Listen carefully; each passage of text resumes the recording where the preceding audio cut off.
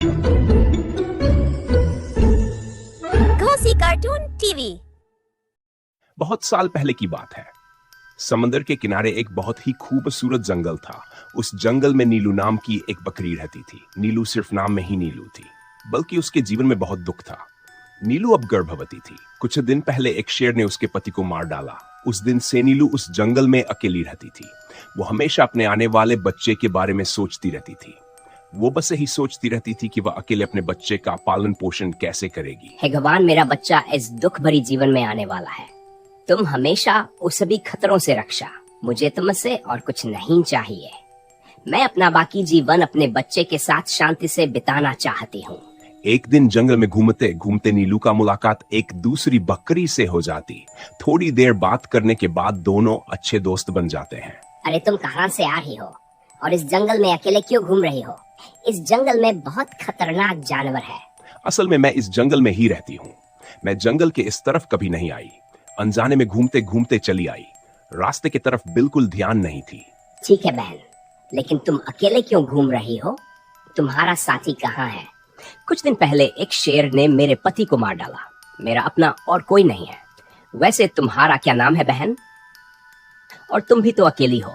मेरा नाम शीला है और मैं पास में ही रहती हूँ। तुम चलो मेरे साथ। शीला नीलू को अपने साथ अपने घर में ले जाती है। बातचीत के दौरान उसे पता चलती है कि नीलू गर्भवती है। फिर वह उसे कहती है, मुबारक हो बहन, तुम माँ बनने वाली हो। ये सुनकर मुझे बहुत नीलू हुई। आज से तुम मेरे साथ ही रहोगी। मैं तुम्हारा देखभाल करूंगी। धन्यवाद बहन। तुम जैसी बहन पाकर मैं बहुत खुश हूँ। मेरा साहस बहुत बढ़ गई है। मेरे बच्चे को लेकर मन में और कोई चिंता नहीं रही। पर बहन, मुझे इस बात की चिंता हो रही है कि जैसे मेरे साथ हुआ वैसे तुम्हारे साथ ना हो जाए। क्या बात कर रही हो बहन? क्या हुआ था तुम्हारे साथ? बताओ ना बहन। मैं सही कह रही हूँ बहन। बात कड़वी जरूर है, लेकिन सच है। तुम्हें बहुत सावधान रहना होगा। ये सब मैंने तुम्हें इसलिए बता रही हूँ क्योंकि जो मेरे साथ हुआ मैं नहीं चाहती वो तुम्हारे साथ भी हो। क्या हुआ था बहन तुम्हारे साथ? मैं सुनना चाहती हूँ। हाँ बहन, बता रही हूँ। मेरे बच्चे का जन्म होते ही जंगली जानवरों ने उसे नोच नोच कर खा लिया। मैं तो उसे अपना दूध भी नहीं पिला पाई थी। बहन, तुम्हें अपने बच्चे का बहुत ध्यान रखना पड़ेगा। जंगली जानवरों का खतरा बहुत बढ़ गया है इस जंगल में, और आजकल जंगली जानवरों से ज्यादा इंसानों से डर लगने लगा है। इंसान जंगली जानवरों से ज्यादा खतरनाक हो गए हैं। हर दिन जंगल में शिकारी घूमते रहते हैं और जानवरों का शिकार के ले जाते हैं। बस इसीलिए मैं तुम्हें कह रही थी कि तुम्हें अपना और अपने होने वाले बच्चे का बहुत ध्यान रखने की जरूरत है। हाँ बहन, तुम सही कह रही हो, पर मुझे समझ में नहीं आ रहा कि मैं अकेली यह सब कैसे कर पाऊंगी और कैसे खुद को और अपने बच्चे को सुरक्षित रख पाऊंगी। मुझे बहुत डर लग रही है बहन। तुम रहोगी ना मेरे साथ? हाँ बहन, भगवान पर भरोसा रखो और हर समय सावधान रहो। फिर भी मैं तो हूँ ही तुम्हारे साथ ख्याल रखने के लिए। हाँ बहन, भगवान पर भरोसा है, इसीलिए तो इस मुसीबत के समय वो तुमसे मिला दिया। तुम्हारे कारण ही मैं मन में साहस जुटा पाई। इस तरह से शीला ने नीलू का हर वक्त ध्यान रखने का वादा किया। उस दिन से दोनों एक साथ आनंद से रहने लगे। एक दिन शीला खाना ढूंढने के लिए जंगल में जाने की सोचती है। फिर वह नीलू से कहती है, बहन, घर में खाने का कुछ नहीं है। मैं जंगल में जा रही हूँ।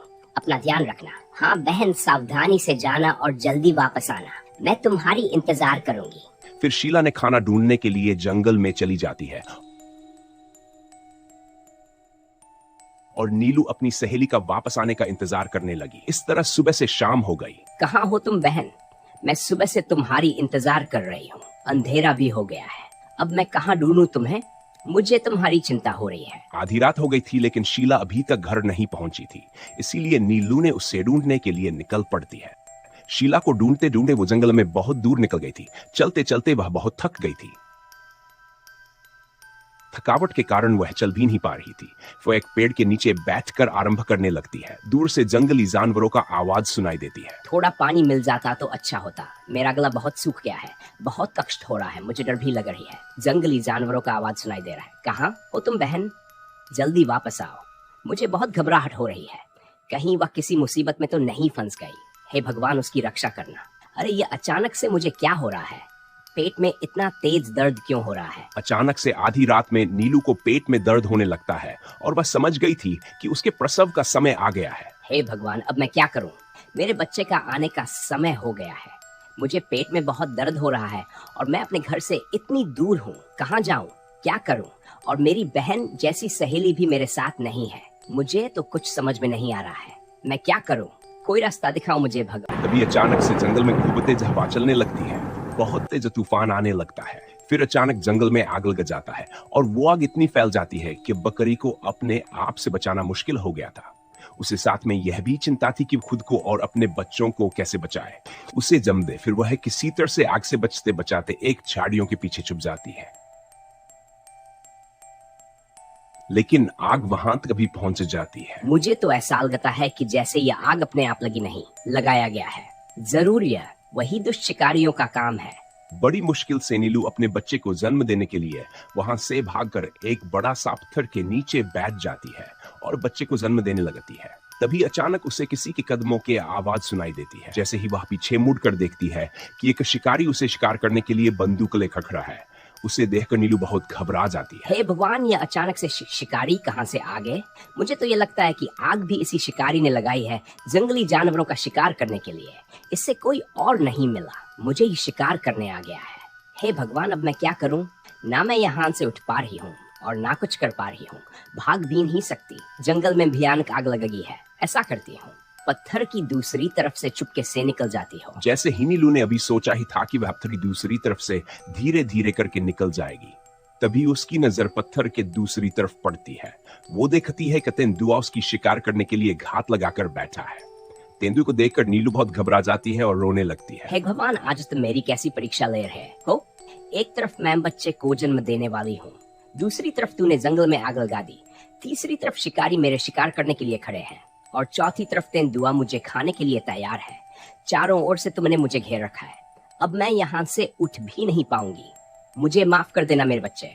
मुझे पता नहीं मैं तुझे जन्म दे पाऊंगी या नहीं, पर जो भी, अब भगवान मुझे तुम पर ही भरोसा है। आज जब मैं तुम्हारा चमत्कार देखना चाहती हूँ। फिर नीलू ने अपना मन शांत किया, रोना भी बंद किया, फिर धीरे धीरे अपने बच्चे को जन्म दिया। तभी अचानक से बिजली गिरती है। बिजली सीधा जाके शिकारी के ऊपर गिरी और शिकारी के बंदूक से गोली निकलकर सीधा तेंदुए के माथे पर लगी। फिर धीरे धीरे बारिश हुई। बारिश इतनी तेज शुरू हुई कि जंगल की सारी आग बुझ गई। इस तरह से नीलू और उसका बच्चा दोनों सुरक्षित हो गए। यह चमत्कार होता हुआ देखकर नीलू बहुत हैरान थी। फिर धीरे धीरे बारिश थम जाती है और थोड़ी देर बाद सुबह भी हो जाती है। सुबह होने के बाद शीला अपने सहेली को ढूंढते हुए वहां पहुंच जाती है। अरे तुमने तो बच्चे को जन्म दे दिया, बहुत प्यारा है तू। मुझे माफ कर दो बहन, मैंने तुमसे वादा किया था कि मैं हर वक्त तुम्हारे साथ रहूंगी, लेकिन मैं अपना वादा पूरा नहीं कर पाई। दरअसल एक भेड़िया मुझे घेर रखा था। मैं उसके डर से एक गुफा में छिप गई। भेड़िया सारी रात गुफा के बाहर बैठा रहा, इसीलिए मैं वहां से नहीं आ पाई। सुबह जब वह चला गया तो मैं घर वापस गई, लेकिन मैंने तुम्हें वहां नहीं देख पाई, इसीलिए तुम्हें ढूंढते ढूंढते यहाँ पहुंची। लेकिन तुम यहाँ पहुंची कैसे? बहन, मैं तुम्हें यहाँ ढूंढते हुए आई थी। तुम्हारे लिए मुझे बहुत चिंता हो रही थी, इसीलिए मैं घर पर नहीं बैठ सकी। फिर तुम्हें ढूंढने के लिए जंगल में आ गई। पर यहाँ पर ऐसा क्या हुआ? ऐसा लग रहा है जैसे यहाँ पर कोई बहुत बड़ी घटना घटी हो और उसके बाद पूरा जंगल शांत पड़ा हो। कुछ नहीं बहन, कभी कभी भगवान हमारी परीक्षा लेते हैं और कभी हमारे बुरे से बुरा समय आ सकता है। तो हमें हिम्मत नहीं हारनी चाहिए, धैर्य रखने चाहिए, भगवान पर अपनी आस्था बनाकर रखना चाहिए। हमें भगवान पर पूरा भरोसा होना चाहिए। भगवान अपने भक्तों की जरूर सुनते हैं और उन्हें हर परेशानी से बाहर निकालते हैं, जिस तरह से उन्होंने आज मुझे निकाला है। बहुत साल पहले की बात है। मुरादपुर में एक बहुत बड़ा घना जंगल था। उस जंगल में पिंकी नाम का एक मेमना अपने बच्चे के साथ रहा करती थी। बच्चे का नाम था गिरधारी। पिंकी जंगल के किनारे एक सुंदर सा घर बनाकर बड़ी आराम से जिंदगी बिता रहे थे। उस जंगल में एक सियार रहता था। वो हमेशा गिरधारी को खाने का मौका ढूंढता था। एक दिन माँ बेटे घर में बात कर रहे थे। सुनो बेटा, मैं बाहर जा रही हूँ खाना लाने के लिए। तब तक तुम घर के अंदर ही रहना और बिल्कुल बाहर मत जाना, क्योंकि वो दुष्ट सियार यहीं कहीं घूम रहा होगा। इसीलिए जब तक मैं न आऊं तब तक दरवाजा मत खोलना। ठीक है माँ, मैं दरवाजा नहीं खोलूंगा।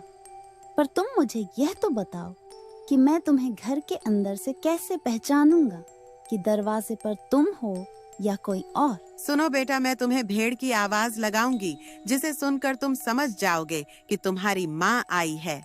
फिर तुम निश्चिंत होकर दरवाजा खोलना। गिरधारी को पूरी बात समझाने के बाद पिंकी खाना लाने के लिए चली जाती है और एक झाड़ियों के पीछे से वही सियार पिंकी को बाहर जाते हुए देख लेता है। फिर सोचता है, अरे वाह, पिंकी अपने बच्चे को घर में अकेला छोड़कर बाहर जा रही है। आज तो बहुत अच्छा मौका मिला है, इससे अच्छा मौका मिल ही नहीं सकता और यह मौका मैं गंवाना नहीं चाहता। आज मैं उसकी बेटे को खाकर ही दम लूंगा। बस एक बार हाथ में आ जाए। क्या करूं? हाँ, एक काम करता हूं। मैं उसके घर के बाहर दरवाजे के पास खड़ा रहता हूं। मौका देखकर मैं घर के अंदर घुस जाऊंगा। यह सोचकर सियार पिंकी के घर के पीछे छुपकर बैठा रहता है। थोड़ी देर बाद पिंकी खाना लेकर वापस आती है, परंतु अपने बेटों को दरवाजा खोलने के लिए आवाज देने से पहले उसकी नजर सियार पर पड़ जाती है और वह मन ही मन सोचती है, अच्छा, तो यह बात है, सियार घर के पीछे छुपे हुए हैं। अब मैं इसे बताती हूँ कि पिंकी क्या चीज है। आज इसे पूरे जंगल में नहीं घुमाई तो मेरा नाम पिंकी नहीं। फिर पिंकी अपनी तरकीब लगाती है और सियार को सुनाकर जोर जोर से कहती है, दरवाजा खोलो गिरधारी, दरवाजा खोलो, मैं हूँ तुम्हारी माँ। अरे लगता है गिरधारी घर पर नहीं है, वो बाहर खेलने गया होगा। मैं जंगल में जाकर देखती हूँ। इतना कहकर पिंकी जंगल की ओर चले जाती है। फिर सियार सोचता है, अरे ये क्या, उसका बेटा तो घर पे है ही नहीं। खामोखा मैं इतनी देर यहाँ बैठा रहा, वो बाहर ही खेल रहा है। आज तो मैं उसे खाकर ही रहूंगा। यह कहकर सियार जंगल की ओर भाग जाता है गिरधारी को खाने के लिए।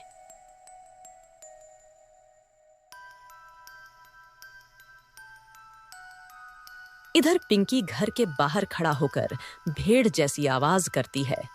ऐसी आवाज सुनते ही गिरधारी दरवाजा खोल देता है और कहता है, तुम आ गई माँ, मैं तो तुम्हारा ही इंतजार कर रहा था, बहुत भूख लगी है। हाँ बेटा, देखो मैं तुम्हारे लिए क्या लाई हूँ।